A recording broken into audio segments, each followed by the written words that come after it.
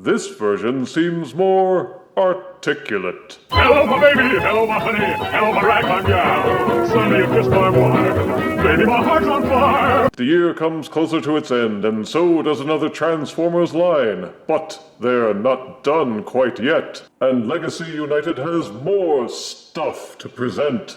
In this case, it's the Generation 1 Universe Optimus Prime. And let us be frank, this year has been lousy with Optimus Prime figures. There was Rise of the Beasts Optimus, Missing Link Optimus, Legacy United Transformers Animated Optimus, reissues of movie MP12 Optimus, Studios Series 86 Optimus, Transformers 1 Optimus. It's almost made me wonder if Hasbro has forgotten they're supposed to be sucking up to Bumblebee. So, what's the deal with this particular deluxe offering? We'll show you. But first, take a gander at the Legacy Universe box with alt mode art on the front and one of your last chances to see a windowless box before Hasbro admits to failure and starts going back to non-plastic free packaging. Legacy splash art on the side panel, both modes pictured on the back. And dark, sinister robot mode pictures on the other side. Now let's get the Optimus Prime figure out of his box and give him a semi-review. Legacy United Deluxe Generation 1 Universe Optimus Prime comes with an instruction booklet, 2 ion rifle weapon accessories, 1 to mimic the cartoon appearance, and 1 to mimic the toy appearance. Also included is his wrist-mounted Energon axe, and a translucent blue Matrix of Leadership accessory. Generation 1 Universe Deluxe Optimus Prime is like most of the other Optimus Prime figures, only smaller. This one is a modern deluxe size, which means it's dinky, and Hasbro excuses it by yammering about the price point and the engineering costs. And what does this deluxe have by way of fancy engineering? Check it out. Vinyl rubber tires fitted around gray silvery hubcaps. So he does roll well and there's a good feeling of grippage on level surfaces, but is that all he's got? Well, there's an open 5mm port just between the smokestacks, and 5 on the rear wheel portions. The axe only really fits into this one at the center, and the guns can stick pretty much anywhere else. He's got translucent windows, and the front of the truck swings open to reveal a cubbyhole where you can stuff the Matrix accessory. And given how many Prime figures there are, and how many Matrix accessories you already have, it's pretty much a cert that you are going to leave the Matrix in here forever. Beyond that, he holds together well and he feels solid, weighing only 2.6 ounces without his accessories. He's a red truck engine, just like a Generation 1 based Optimus Prime should be, with silver trim, silver grillwork and bumper, silvery gas tanks, and blue trailer hitch. And yes, the hitch is compatible with Studio Series 86 Commander Optimus Prime's trailer, or the Leader Class Earthrise Optimus Prime trailer. But I'm sure you're thinking, yeah, the tires and the hitch are great, but it's still just a red cube with wheels, and my other Optimus Prime figures have a lock on that already. But this figure is more overt in its stated purpose of being like the Generation 1 figure, only better. But to prove it, you have to transform him.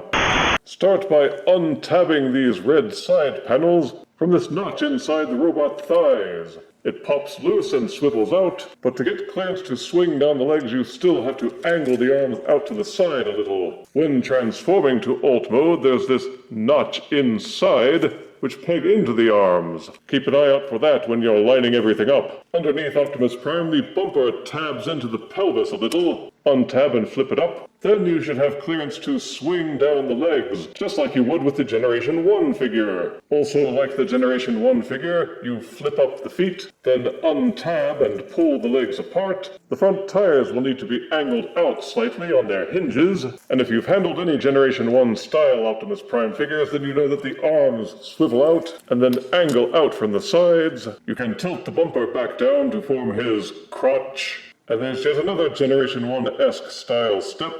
You flip out this back portion, and Optimus Prime's head swivels out from inside the little cubby hole that's exposed. Make sure it angles up all the way and notches into place. Then this notch behind the neck and this groove line up and clamp it back shut. Each of the robot arms has this section towards the front that angles out and backwards. Then the portion that is exposed rotates and folds back down in to expose the robot fists. And all those little twists add some effectiveness to the transformation. The parts forming hands from the original figure are solved by the clever reverse hinge setup. You almost need to have a copy of a genuine Generation 1 article to really appreciate how the legacy figure stacks up. And here it is. If the proportions seem a bit squat, it's because that's how the original figure looked. The colors are red, blue, and silver, and the head has those piercing yellow eyes.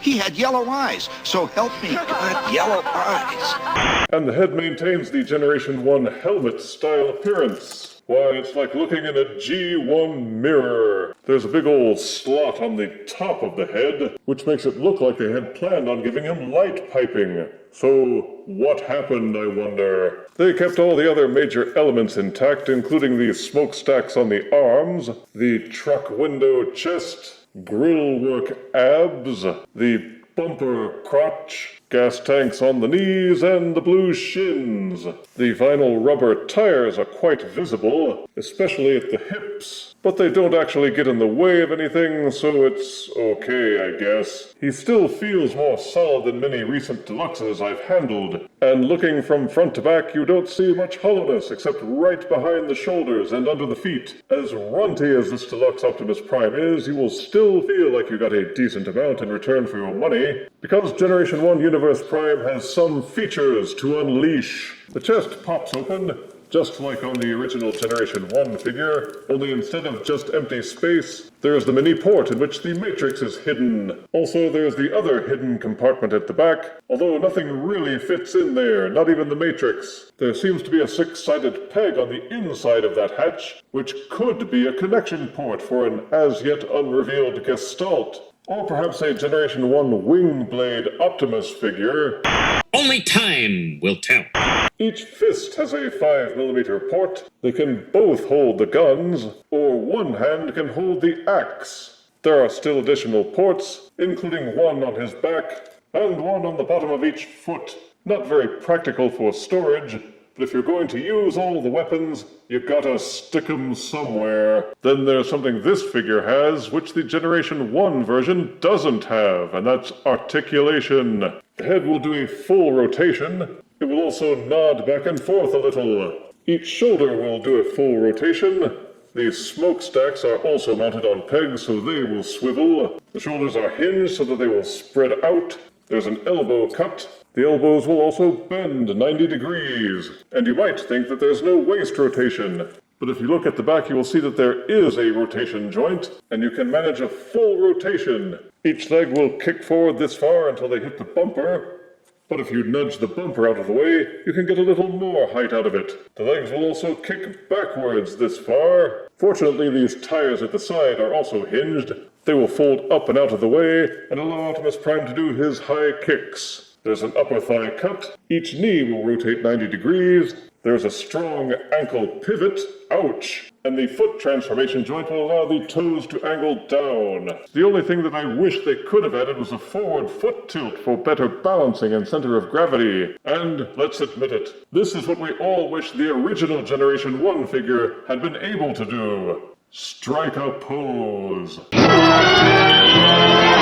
standing at just about 5 inches. Here is Legacy United Generation 1 Universe Optimus Prime, next to the Walmart Optimus Prime Generation 1 reissue. Here he is next to Legacy Evolution Core Class Optimus Prime.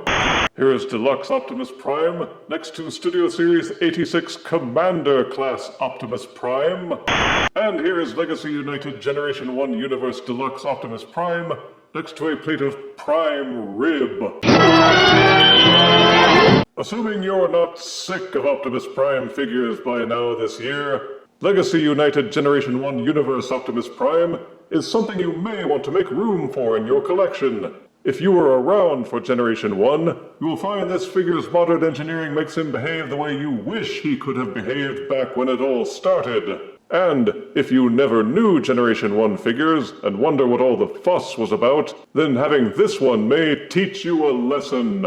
Positives are the figure is solid in both modes, with some original Generation 1 style accessories and a couple of new ones that fill in some of the gaps created by the cartoon show. It's got vinyl tires, good engineering and colors, an easy enough transformation, options to customize, and compatibility with other Optimus Prime figure trailers. Negatives are that this is a deluxe figure, and it suffers from the current shrinkflation malady.